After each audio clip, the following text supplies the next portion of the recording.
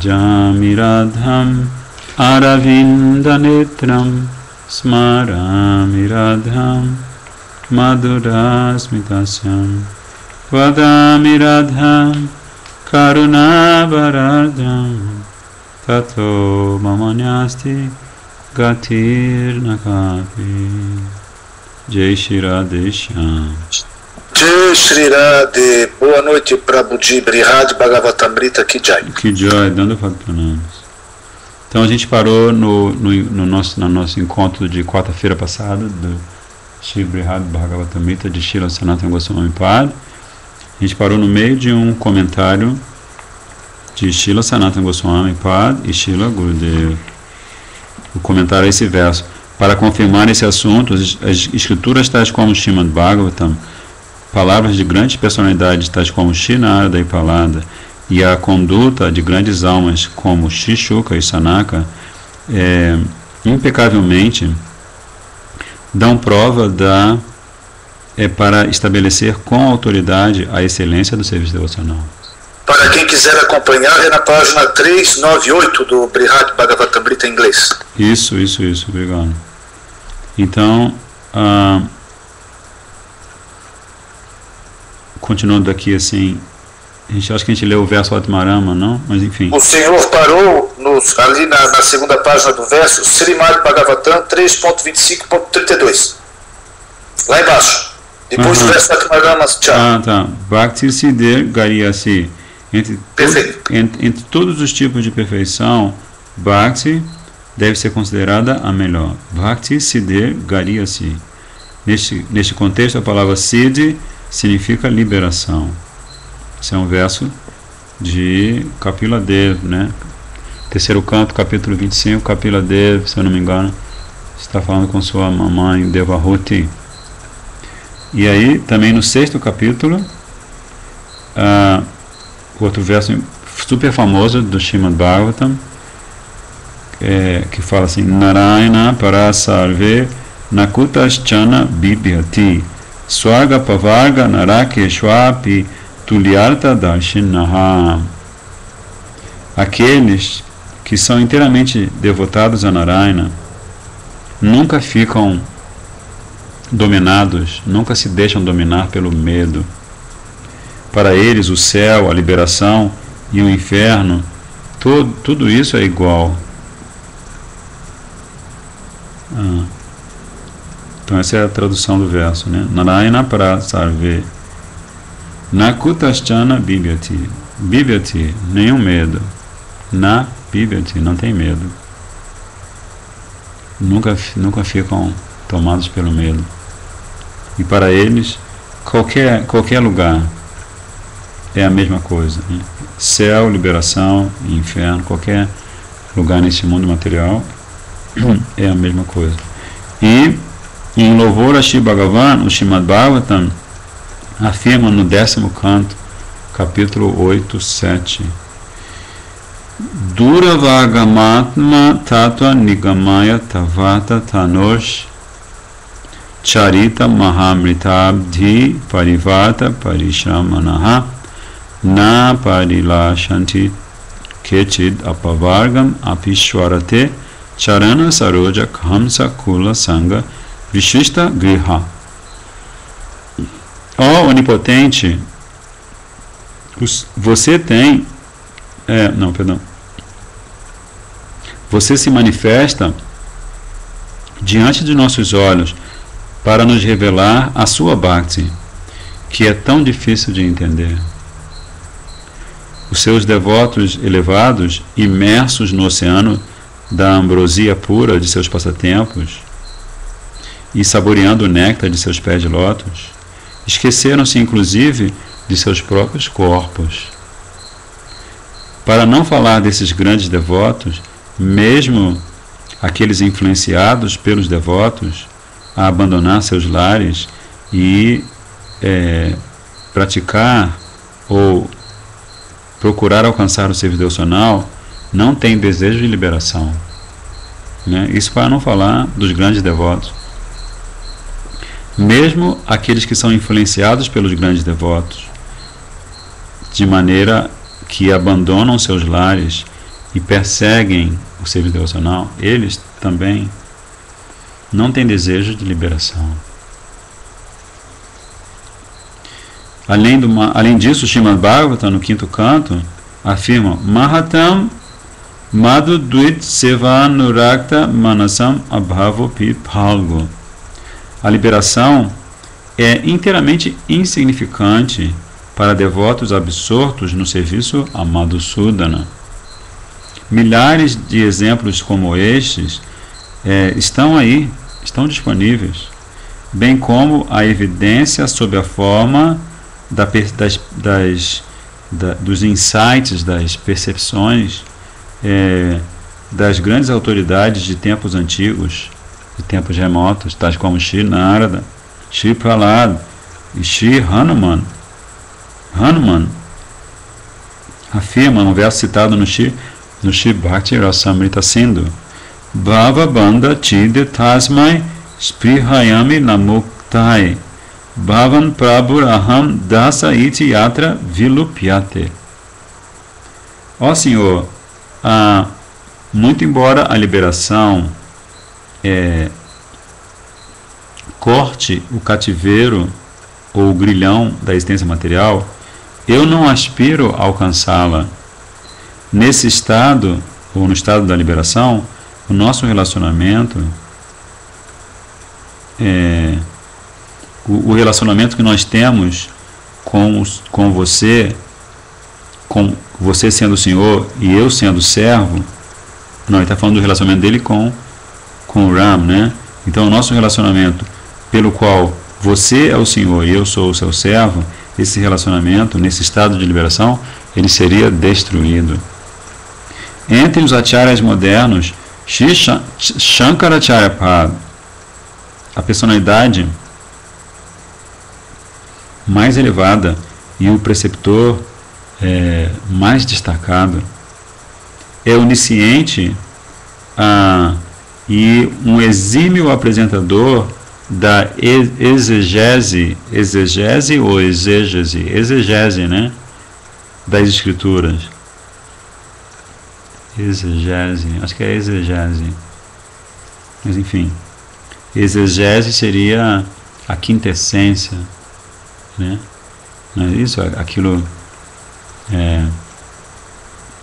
que é fundamental, que é essencial. Então, aqui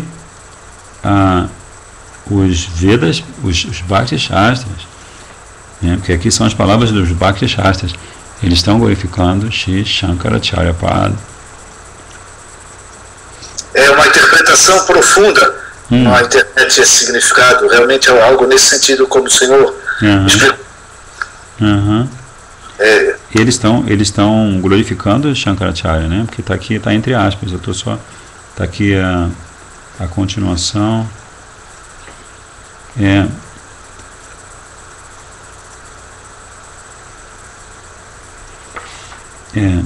Eles estão fazendo tudo isso para deixar clara a diferença, o abismo de diferença entre Mukti e Bhakti. Aí eles continuam dizendo que Shankaracharya diz: Mukta api lilaya vigraham kritva bhagavantam bhajanti.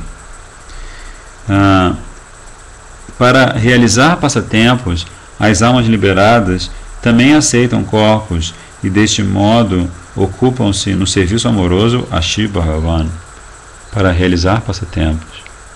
Olha que lindo, né? No Vedanta Darshan, continuam eles, se afirma o seguinte: Mukto Pashipyat, o Brahman Supremo, Shri Hari, é o objeto adorável das almas liberadas. Mukto Pashipyat, Mukta Diva, né? Muito embora Shri Shuka, Shri Sanaka e outras dessas grandes personalidades estivessem absortas no conceito de Brahman, da verdade absoluta, fica claro que eles desenvolveram um gosto por glorificar os passatempos de Shri Bhagavan, né? Shukadeva Goswami, Sanak, Sanatan, Sanandan e Sanak Kumara, os 4 Kumaras. De fato, a superioridade de Bhakti sobre a liberação deve ser tida como should be regarded as, não deve ser considerada provada de forma conclusiva pelos exemplos das grandes autoridades da antiguidade, inclusive Shri Prahlad e Shri Hanuman, que rejeitaram a liberação oferecida por Shri Bhagavan. Né? Nishingadeva também uma das... Nishingadeva estava disposto a oferecer todo tipo de bênção a seu devoto Prahlad Maharaj. Mas ele dizia, não, para mim, se eu tenho seu darshan, eu tenho a perfeição da minha vida. Né? Aí ele falou assim, então, se o senhor quer me dar uma bênção, então, liberte meu pai, porque ele cometeu uma ofensa muito grave aos seus pés de lótus. Aí Nishinha fala, 7 gerações de canista de cáries, ou 7 gerações de um canista de cárie para trás e para frente dele no tempo, se ele canta o santo nome, né? Se ele pratica bhajan, essas gerações são liberadas automaticamente. 14 de descendentes e ascendentes, 14 gerações de descendentes e ascendentes de um Madhyama Adhikari atingem a liberação, e 21 gerações de descendentes e ascendentes atingem a liberação. Né? Então ele falou, então você não precisa pedir que eu dê a liberação, que eu dê mukti para o seu pai, isso já está implícito. Né? Aí ele fala assim, então libere todos os seres vivos, todas as almas condicionadas. Aí Nishingadeva falou assim, aquele que ouvir esse Prahlad Charita, se que ouvir essa conversa, esses ensinamentos que você, Prahlad, e o encontro seu, de você comigo, e a forma como Nishinha, como eu, Nishinha, elimino esse demônio formidável chamado Hiranyakashipu. Então quem ouvir, automaticamente terá garantida a sua liberação. Srila Gurudeva, todo ano, ele fazia, né, ele tinha esse hábito de narrar todo o conteúdo essencial do Shri Prahlad Charita. Aí depois os Shastras personificados, os Bhakti Shastras, continuam falando Tathai tad anukulani paravritani santicha naiva sangachate tasmadartha vadatva kalpana. Muitas histórias antigas apoiam esta verdade, a verdade que Bhakti é suprema. É uma presunção de que você supor que esses relatos, essas histórias, sejam meros exageros, ou sejam um mero louvor exagerado, isso revelaria um raciocínio falaz, um raciocínio falho, né? Um raciocínio defeituoso. Né? Pensar que essas histórias antiquíssimas, que suportam Bhakti Tattva, a verdade sobre Bhakti, que elas são um louvor exagerado. Né? Então isso aqui seria com certeza a indicação de que quem está pensando assim não está com um perfeito domínio da sua inteligência. Então aqui Srila Sanatana Goswami Pad e Srila Patita Pavana Gurudeva vão descrever aqui no comentário, no Tika, eles vão dizer: os Bhakti Shastras dizem, portanto, pelos exemplos que são por si mesmos evidentes, apresentados nos versos anteriores e nos comentários anteriores, entre colchetes, fica provado que a devoção pura é vastamente superior à liberação. Esta conclusão é consubstanciada, é confirmada por muitas histórias antigas que apoiam as declarações das Escrituras e os exemplos da conduta de grandes personalidades. Aí eles vão contar uma história. Certa vez em Dwarka vivia um Brahmana que era dedicado ao serviço amoroso a Bhagavan. Este Brahmana teve filhos que morreram e alcançaram a liberação, mas isso não trouxe nenhum conforto para aquele Brahmana. Por isso, ele, assim, usou a sua inteligência aguda e criticou a força de Arjuna. Abhikosheti, que então prometeu proteger o próximo filho que nascesse do Brahmana. Então ele fez essa crítica usando a sua inteligência refinada como Brahmana, a força de Arjuna, como se desafiasse Arjuna. Você já perdi tantos filhos, quantos filhos foram? Aqui no Gurudeva não especifica, mas ele já tinha perdido vários filhos. Aí Arjuna fala assim, o próximo ele será protegido com certeza. A fim de proteger as palavras de Arjuna, Shri Bhagavan trouxe aqueles filhos do Brahmana de volta da morada de Mukti para a morada de Bhakti, a cidade de Dwarka. Então, Krishna, para proteger a reputação do seu devoto querido, seu amigo Arjuna, ele trouxe aqueles meninos do reino da morada de Mukti. E eles vieram parar na morada de Bhakti, Dwarkapuri, Dwarkadama. Aí, se vocês quiserem ler esse passatempo em detalhes, ele está no Srimad Bhagavatam, 10º canto, capítulo 89. Os grandes sábios, continuam falando os Bhakti Shastras, os grandes sábios, Ekata, Dvita e Trita, que viviam absortos em Brahmanista, como acontecia com Sanaka e os outros Kumaras, certa vez foram a Shwetadip para ter a audiência de Shri Bhagavan. Contudo, a despeito de seus esforços sinceros de ter darshan do Senhor, eles não conseguiram fazê-lo. O Senhor tentou conceder a bênção mais elevada à sua própria encarnação de devoto, Maharaj Prithu.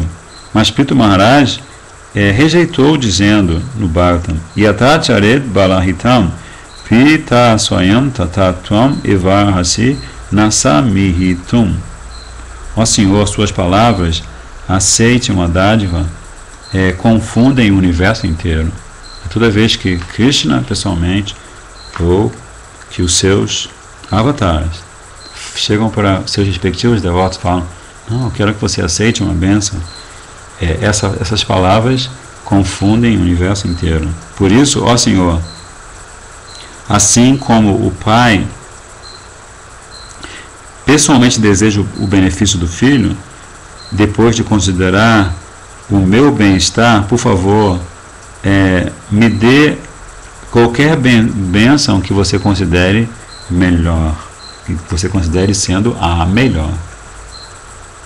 Então assim falou Maharaj Prithu. E aí Krishna, Shri Bhagavan responde às orações de Shri Prithu dizendo, está no 4º canto, capítulo 20, verso 32, Mai Bhaktir Astume, meu amado filho, já que você deseja Bhakti, que você seja abençoado com devoção amorosa a mim. Eu só não entendi aquele parágrafo anterior, que parece que ficou faltando, né, um detalhe.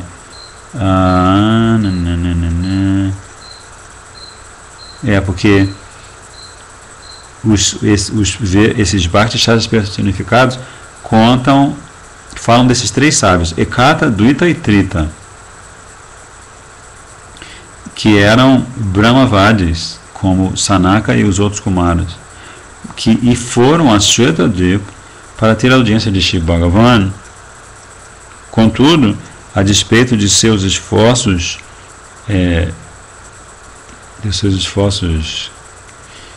sinceros, né, assim,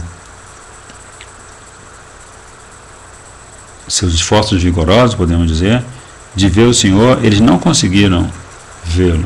E aí, sim, acaba o parágrafo.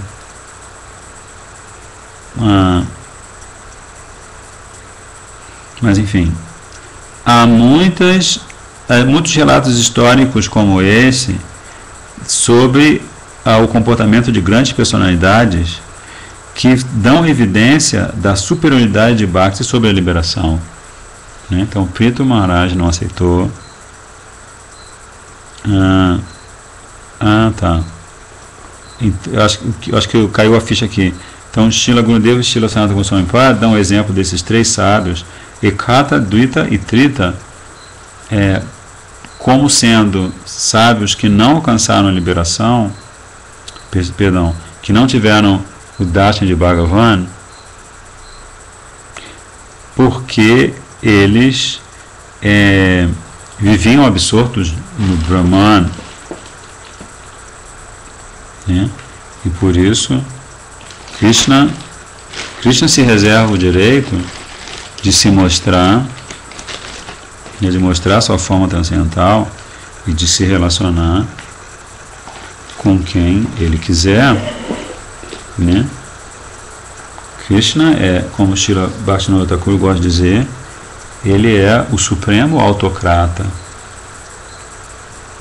Ou seja, só ele pode se governar a si mesmo, né? Do ponto de vista de Tattva Siddhanta, né? Ele é o supremo autocrata. Do ponto de vista de Rasa Siddhanta, ele não pode nem andar direito quando ele tem um darshan de Srimati Radhika, né? Mas do ponto de vista de Tattva Siddhanta, por ele ser Satantra, né? por ele ter essa característica de ser Swatantravan, aquele que tem independência perfeita e absoluta, né? Ele se reserva o direito de não aparecer para esses três grandes sábios, porque os sábios estavam absortos na refulgência de seu corpo, né?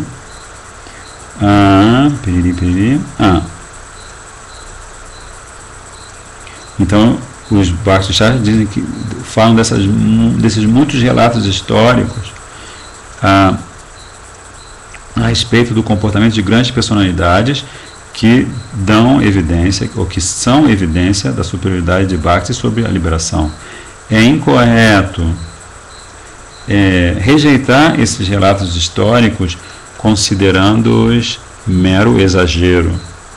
Se alguém imagina que essas milhares e milhares de afirmações autorizadas são apenas exageros, então o seu pensamento, a sua imaginação, apenas serve para revelar o defeito chamado Atyanta Vyapakata, que significa Atyanta Vyapakata significa superestimar, superestima, né? Uma superestima, ou é uma superestimação. Acho que não existe essa palavra, né? Superestimar. O verbo existe, né? Subestimar e superestimar, ou sobreestimar. Não é superestimar, né?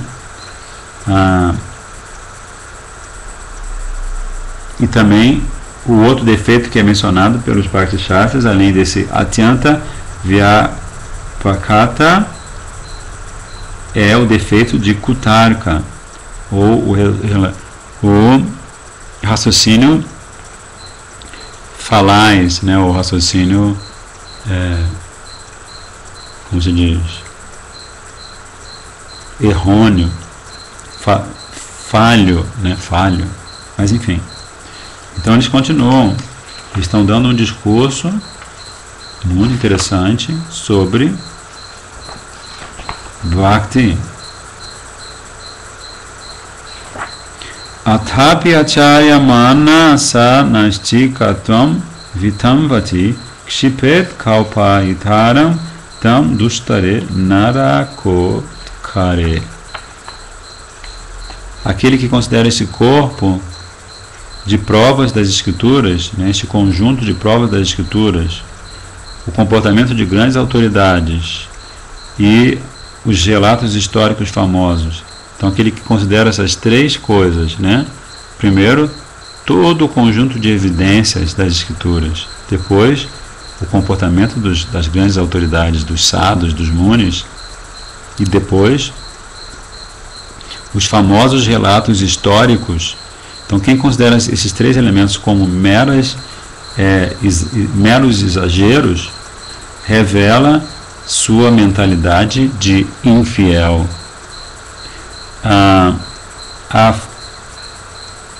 Por conta dessa pessoa fabricar semelhante posição ateísta, isso vai fazer com que ela seja obrigada a cair no inferno amedrontador, no inferno terrível. Dustare naraka utkare. Dustare, horrível, naraka, inferno, naraka. Aí os Bhakti Shastras vão aqui no comentário vão falar o seguinte. Eles dizem assim: contudo, aquele que desrespeita as palavras e o comportamento de grandes personalidades e declara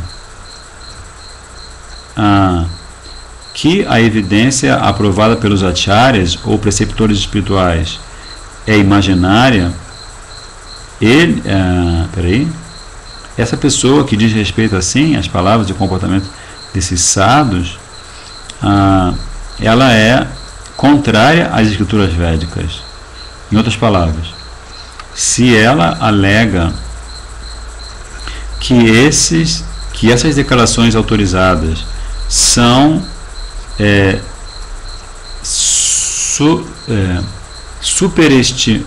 superestimativas embelezadas ou superafirmações, né, embelezadas, exageradas, ou meras palavras de louvor sem sentido, sem fundamento, a fim de estabelecer sua própria erudição. Então é uma frase um pouco longa. Então, se alguém alega que essas declarações autorizadas são superestimações embelezadas para estabelecer a sua própria erudição, essas fabricações que essas pessoas fazem as forçarão a ir ao inferno. Então, isto fica confirmado no Sri Naradiya Purana. Puraneshu Dvija Shrestha Sarvadharma Pravrakritrishu Pravadanti Artha Vadatam Yete Naraka Bhajanam. Ó Brahmanas tão elevados, as palavras dos Puranas expõem todos os aspectos da vida religiosa. Aqueles que consideram esses ensinamentos mero exagero, Arthavada, com certeza cairão no inferno. Então, assim, para aqueles de vocês que de vez em quando ouvem essa palavra assustadora, né? Inferno, é importante entender o que vem a ser inferno, né? Então, os Veda Shastras explicam como, se o ser humano que está nesse mundo material cometendo atividades criminosas, né? Se ele está indo, se ele está agindo contrariando as leis estabelecidas pelo Shastra, né? As leis estabelecidas, as leis dentro do Shastra estabelecidas para a ordem social. Então, se essa pessoa está cometendo esse tipo de infração, então se ela continua fazendo isso ao longo da vida, quando chega o momento da morte dessa pessoa, então os Jamadutas, eles vêm, apresentam o veredito de Jamaraj, que é o rei, o senhor da morte, Jamaraj. Ele guarda registro de todas as atividades de todos os seres vivos, né? Então, assim, a gente estava lendo, na verdade eu estava lendo um artigo de Srila Bon Maharaj, que tem o mesmo nome que Shripad Bon Maharaj, né? Mas é discípulo de Srila Bhaktivedanta Saraswati Thakur. Ele conta um relato pessoal de como ele está em Varanasi. Isso está na revista The Rays of the Harmonist. Ele está em Varanasi e aí ele encontra um amigo, ele já é sannyasi, mas ele sente algo estranho sempre na mente dele, né? Alguma coisa perturba, né? Ele se sente deslocado da sanga do seu próprio Gurudeva. Ele muito sincero revela isso no artigo. Ele sente um certo deslocamento, né? Ele tem uma atitude crítica em relação a certas coisas que o seu Gurudeva promove na Gaudiya Mata. Então ele vai para Varanasi, ele fica ali fazendo bhajan, e de repente ele cruza com um amigo num momento que ele está passando pelas ruas, e esse amigo fala para ele assim: você, há muitos anos que ele não vê esse amigo, aí eles se cumprimentam, se abraçam e tudo. Eu não sabia que você era sannyasi agora, olha só, que responsabilidade e tudo. Aí, Purana Maharaj, ele revelou assim a situação que ele estava vivendo, que ele assim, se ele pudesse, ele faria uma consulta com alguém para ver assim como é que vai ser o desfecho dessa situação, ou dessa sensação que ele tem, né? E aí o amigo dele falou assim: pois aqui em Varanasi nós temos, aí falou o nome de um astrólogo que naquela época era conhecido na Índia inteira, né? Um senhorzinho já. Aí ele foi à casa desse senhorzinho, ele aceitou ir à casa desse senhorzinho, esse Maharaj, Bon Maharaj, acompanhado do amigo. E aí o senhorzinho, o astrólogo, o Jyoti, ele ficou muito impressionado, né, com aquele sannyasi tão jovem, né? Bon Maharaj era muito, ele recebeu sannyasi bem jovem. Aí ele falou assim: eu posso, o amigo de Bon Maharaj falou em nome dele, em nome de Bon Maharaj, ele falou assim: eu posso, como se diz, eu posso verificar no seu mapa astrológico como é isso, né? Como é que é essa sensação que você tem, né? Eu vou pesquisar essa sensação aí ele fala Bhrigu's Office, né? Ou no escritório de Bhrigu Muni. Aí Maharaj, Srila Bon Maharaj, ele ficou muito impressionado assim: como assim? Na casa desse Jyoti, desse astrólogo, está instalado o escritório de Bhrigu Muni, né? Irmão Bhrigu Muni, irmão de Brahmaji, irmão de Shivaji, ele é filho de Brahmaji, né? Assim como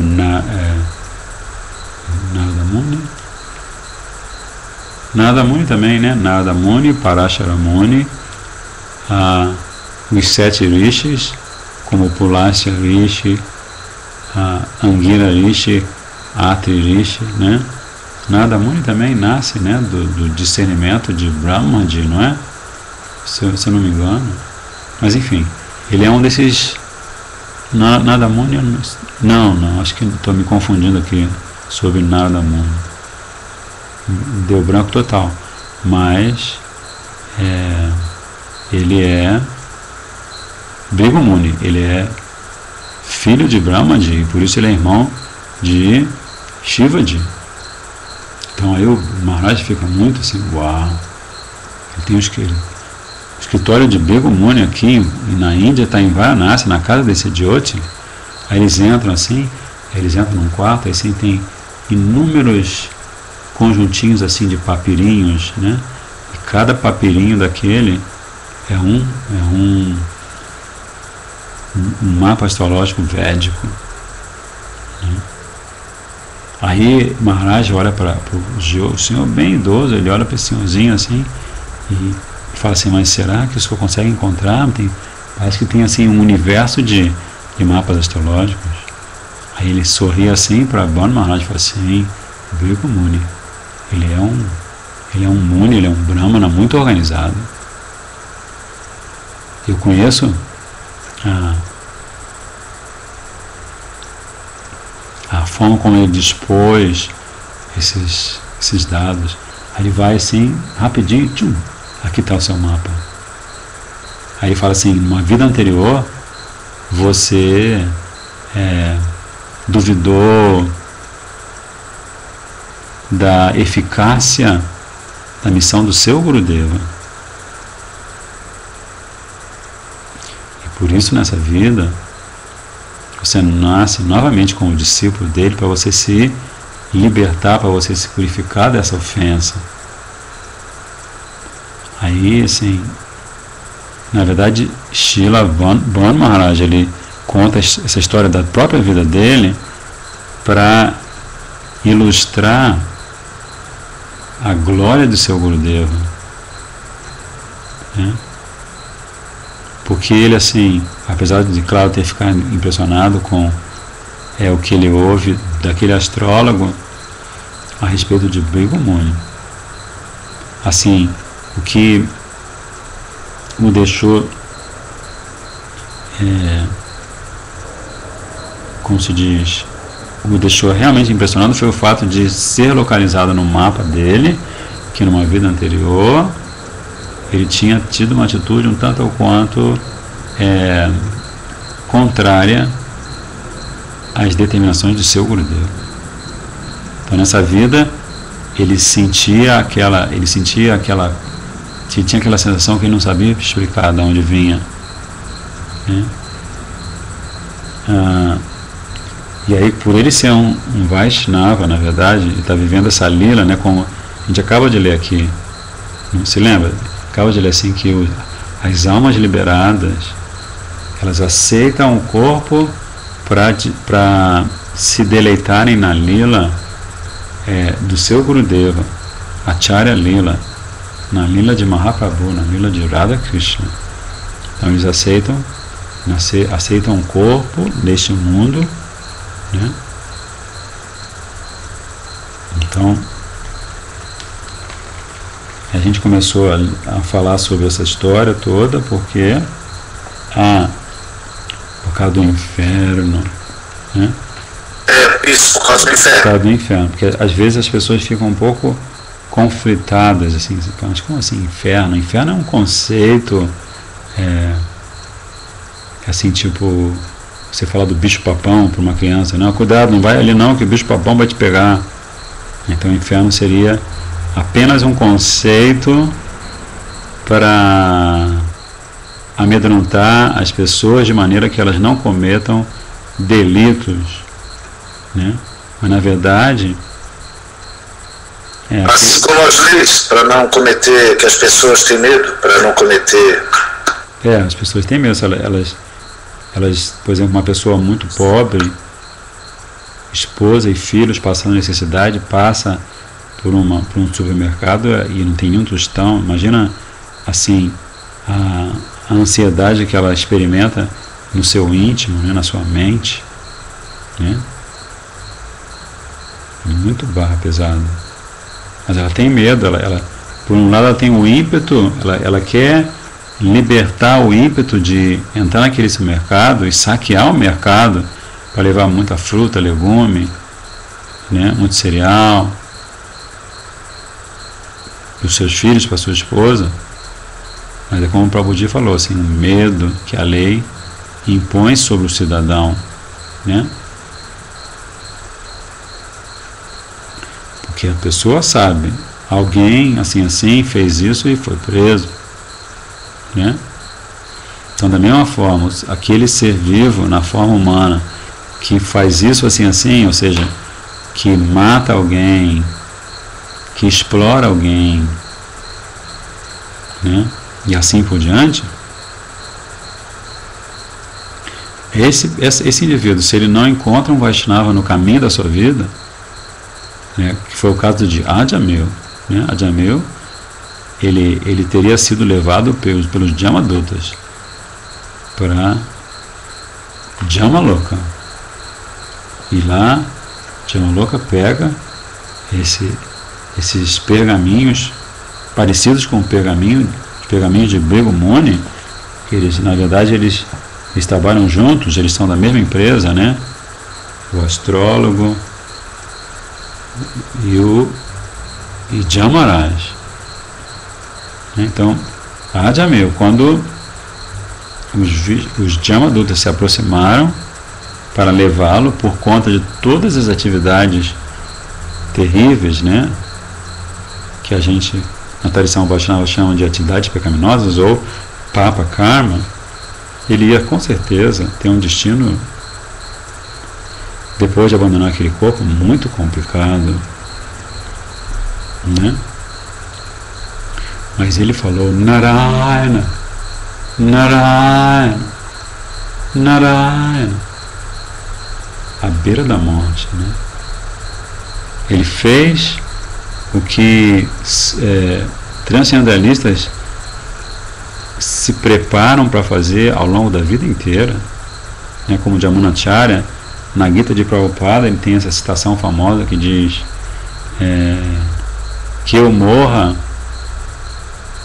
não sei se você consegue localizar, mas meu Senhor, me permita morrer cedo, enquanto eu tenho o domínio da minha consciência, que eu tenho força física e mental, e que se a morte chegar eu consigo, né, me preparar para partir pensando nos seus pés de lótus. Então ele faz uma oração assim muito fervorosa. Não sei se é Jagyavalkya ou Jamunacharya, mas enfim. Então ele continua dizendo aqui, né? Quem está falando sobre essa coisa de Naraka, Naraka Loka, né? Patala Loka, Tala Loka, esses planetas inferiores ou planetas infernais, que são os locais onde os seres vivos,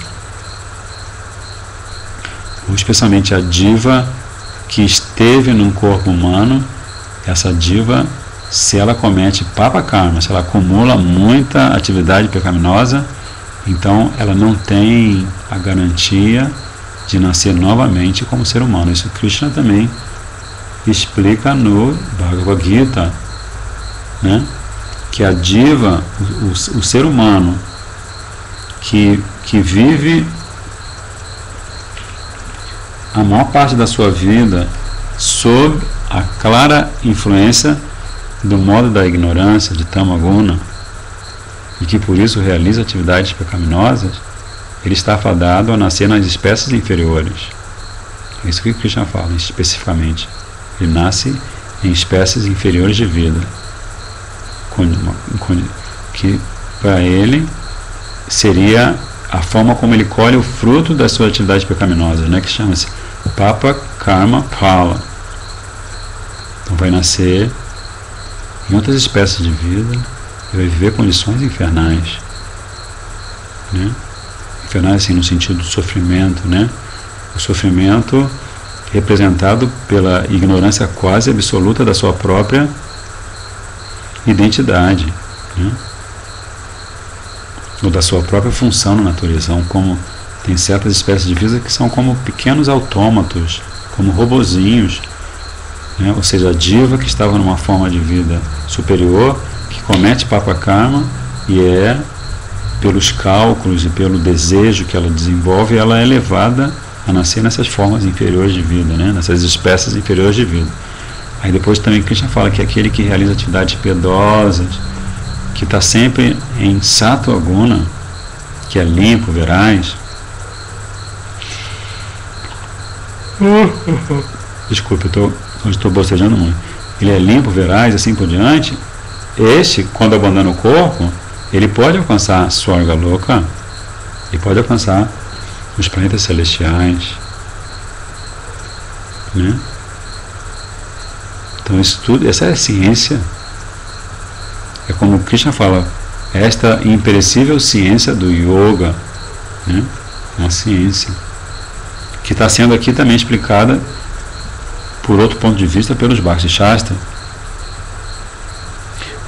Depois de ouvir isso, o Gopakumar talvez pergunte assim: que posição devemos aceitar? Porque os Bhakti Shastras já falaram de Mukti, né?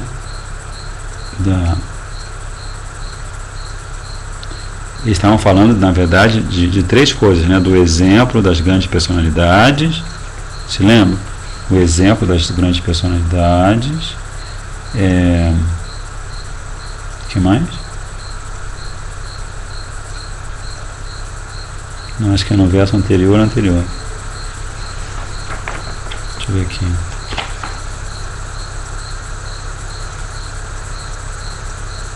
O problema é que está em inglês, eu não consigo Só um minutinho. Ajudar o senhor a procurar. Piriri. Mas eu vou achar aqui, são três. Bem, são as conclusões das escrituras,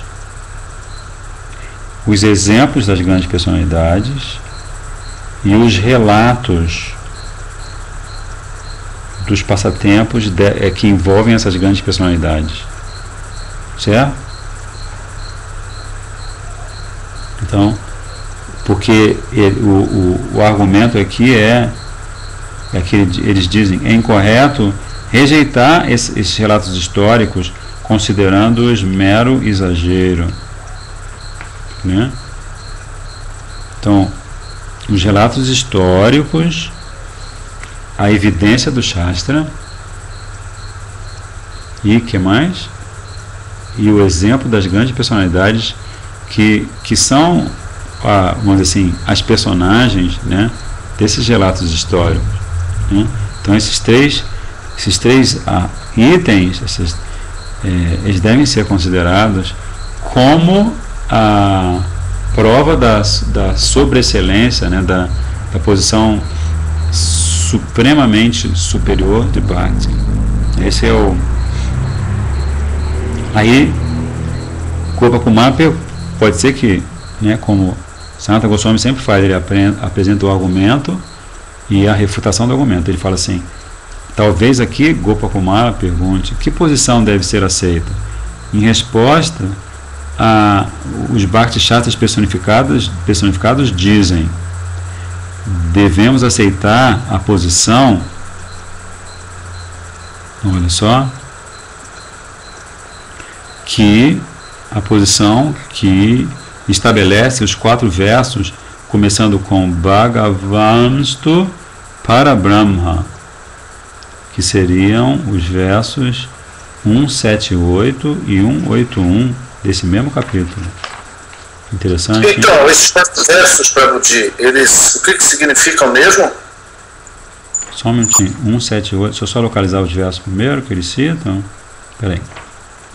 178. Então, a resposta é que devemos aceitar a posição que se estabelece, ou a posição que redunda, vamos dizer assim, resulta nos 4 versos, começando com Bhagavamstu para Brahma. Começa assim: contudo, Shri Bhagavan é o para Brahman, Paramatma e Parameshwara. A sua forma é a essência concentrada da realidade do conhecimento e da bem-aventurança pura e eterna. E ele é um oceano de glórias variadas. Então aqui, Bhagavad Tattva, né? Krishna Tattva. Aí o próximo verso, o segundo dos 4, vai dizer: Shri Bhagavan, que é glorioso como o oceano insondável, simultaneamente revela características contraditórias, tais como a presença de qualidades e a ausência de qualidades. Brahman, por outro lado, é famoso como a opulência infinita de Shri Bhagavan. Assim, se estabelece claramente, nitidamente, a diferença entre Bhagavan e Brahman. Então esse é o segundo. Falando agora do aspecto Brahman e do aspecto Bhagavan. Aí tem um comentário bem longo.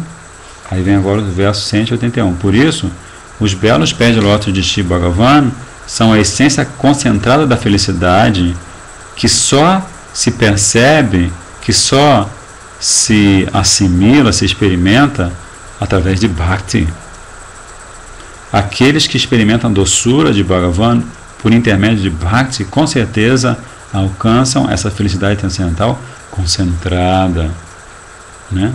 Porque Gopakumar está perguntando que posição deve ser aceita, né? Que posição aceitar? E aí o último verso diz: assim como um bloquinho de açúcar, né? Como é que chama? Aqueles cubinhos de açúcar, sabe? Que é doce e também é a fonte da doçura. Os pés de lótus de Bhagavan Shri Krishna são a forma da bem-aventurança e também a origem da bem-aventurança.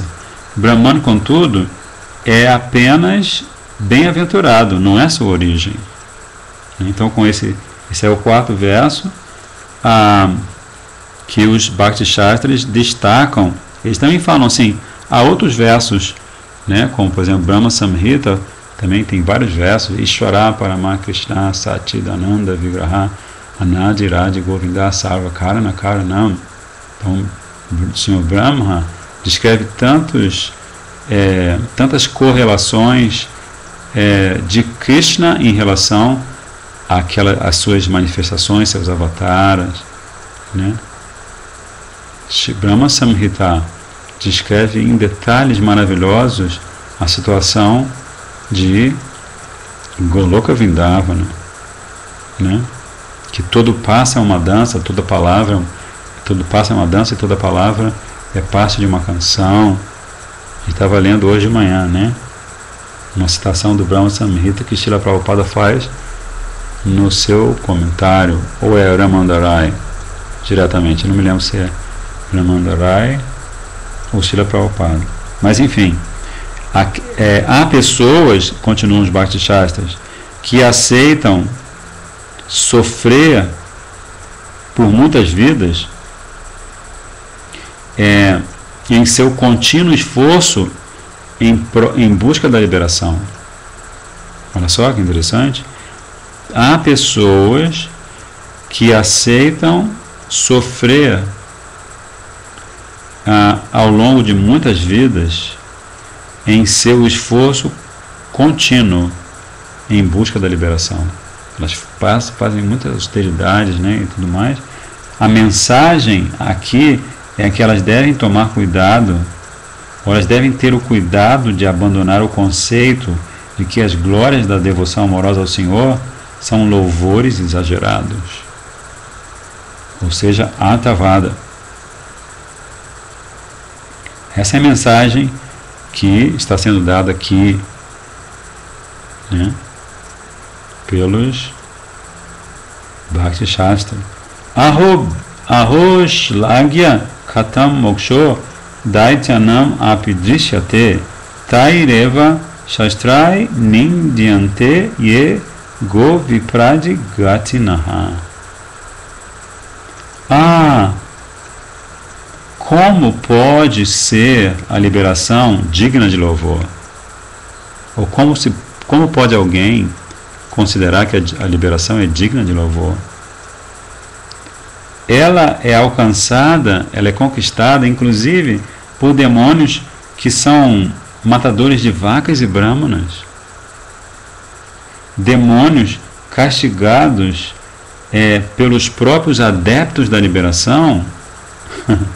Por isso, pode semelhante objeto, ou seja, a liberação que é alcançado pelas pessoas perversas, ser aceitável para os nobres, né? Então esse é o verso que fecha, porque já são comentário aqui, ó, se estende também, né? Então nós estamos falando no verso, exatamente verso 200, tá? Diga, por favor.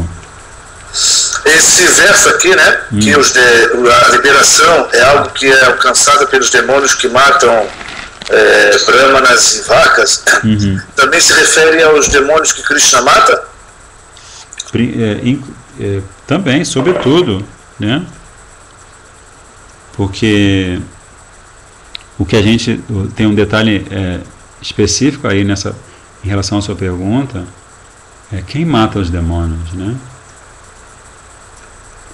Krishna diz, Paritranaya sadhunam vinashaya chadushkritam.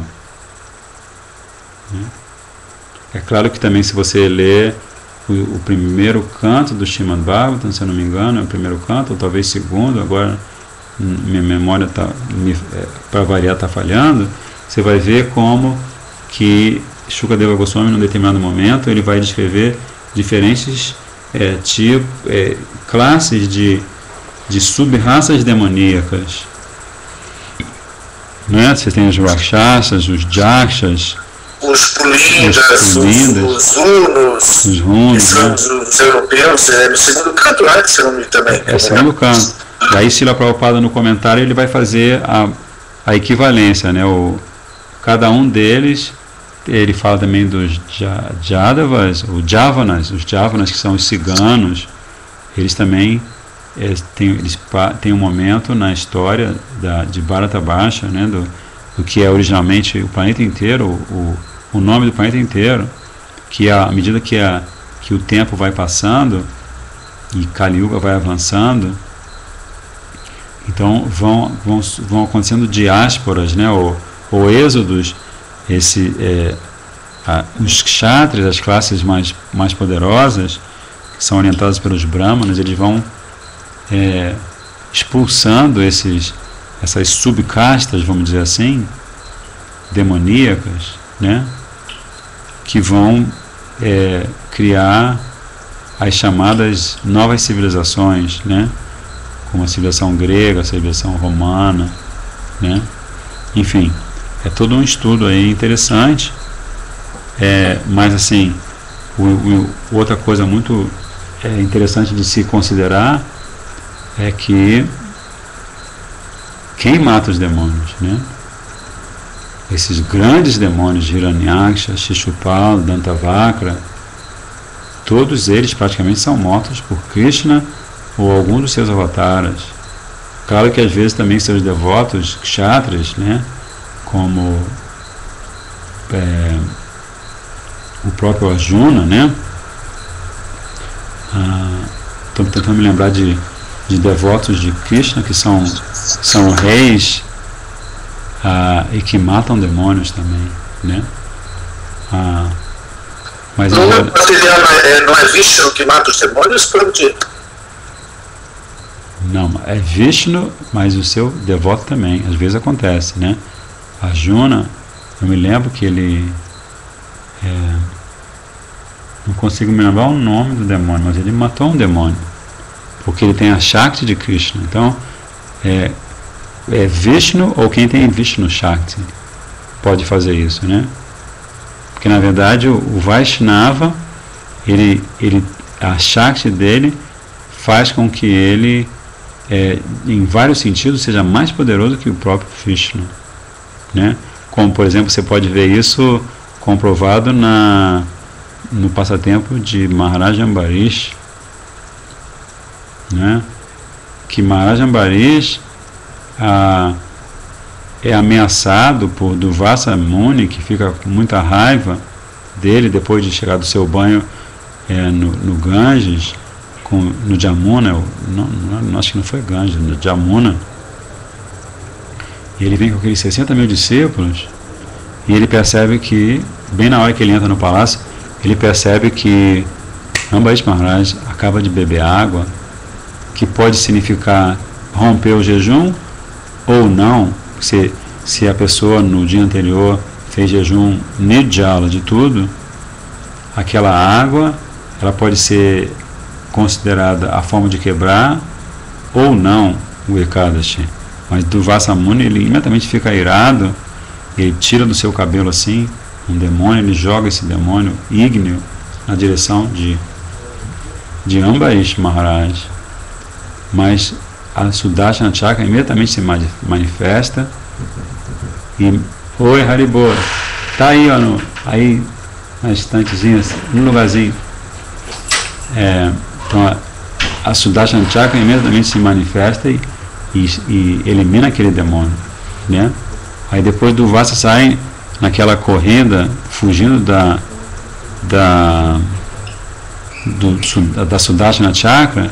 E aí os acharyas explicam como a Sudarshana Chakra só não atingiu Durvasa porque Ambarish Maharaj teve pena dele, né?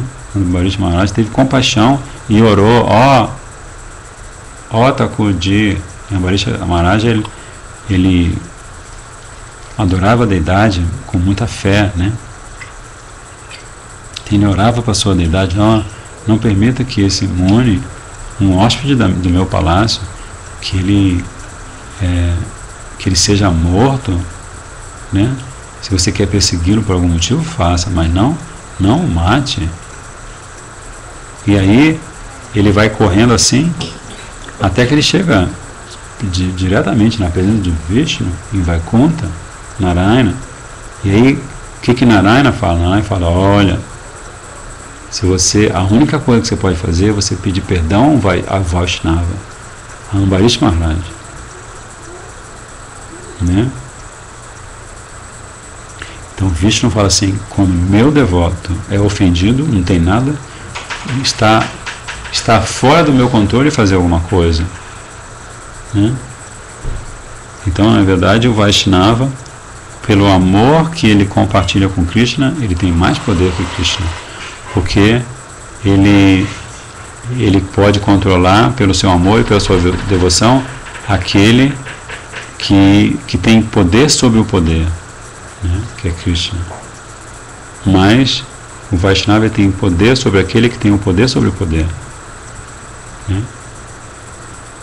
Então, esse é um assunto muito eletrizante, né? Como às vezes também é revelado no Srimad Bhagavatam, que do ponto de vista do avanço em Jnana, os Asuras e os Devas estão praticamente em nível de igualdade, e os Naras, os humanos, estão num nível inferior, né? Os Asuras, eles têm uma capacidade impressionante de aquisição de Jnana. A maioria deles adoram o Senhor Shiva, são discípulos do Senhor Shiva, né? E por isso eles adquirem esses poderes que na verdade lhes são dados por intermédio de Shiva, mas apenas pela misericórdia de Krishna. Então é um assunto muito interessante, né? Eles são Asura e Varnashrams, né, Prabhuji? Eles são Varnashrams, né? Então eles não são Narapassos, que são os Melechas formados pelos Kshatras que se afastaram da cultura védica do segundo canto. Isso. Eles são Asura e Varnashrams, eles têm Jnana e adoram Shiva, são poderosíssimos, né? Hiranyakashipu, quando o irmão dele é morto por Varahadev, ele que consola as rainhas, esposas de Hiranyaksha. E o que ele fala, isso está no Bhagavatam, isso é Shastra, o que ele fala é Tattva Siddhanta, né? Tattva Jnana, conhecimento das verdades, Atma Jnana, né? Então, assim, eles estão numa posição tão elevada que só Krishna, ou, em alguns casos, o seu devoto, né, podem exterminá-los, né? E muitas vezes também você pode considerar que o devoto vai exterminar o demônio, não porque ele vai pegar uma espada como um kshatriya, ele vai exterminar o demônio no sentido de que por esse demônio maltratar o devoto, ele está automaticamente condenado, né? Ele não tem esperança sobre a face de nenhum planeta nesse universo material. É o negócio da HP aqui, de uma impressora. Enfim, até um alarme para a gente terminar, porque amanhã eu vou fazer essa viagem. Queria agradecer a você, Prabhuji, que está assistindo. Aqui eu vejo 6 pessoas na multidão.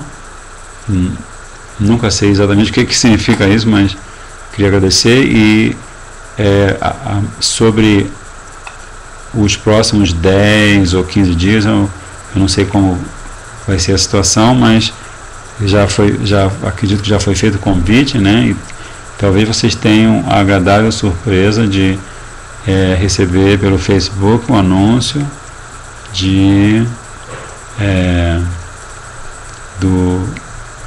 da presença de um Vaishnava ou de uma Vaishnavi que vai ou continuar lendo os textos que a gente já começou a ler, ou vai escolher algum tema para compartilhar com vocês e com eles mesmos, né? O que Gurudeva quer que a gente compartilhe, né? Harikatha, ok? Então, Hare Krishna, Krishna Krishna, Hare Hare, Hare Rama, Rama Rama, Hare Hare, Hare Krishna, Krishna Krishna, Hare Hare, Hare Rama,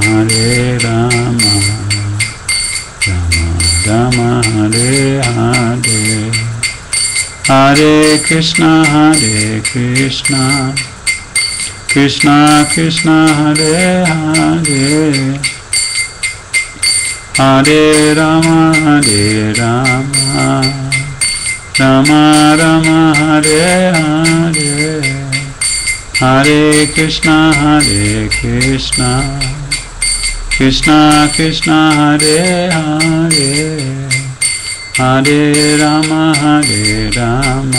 Rama, Rama Rama, Hare Hare, Hare Krishna,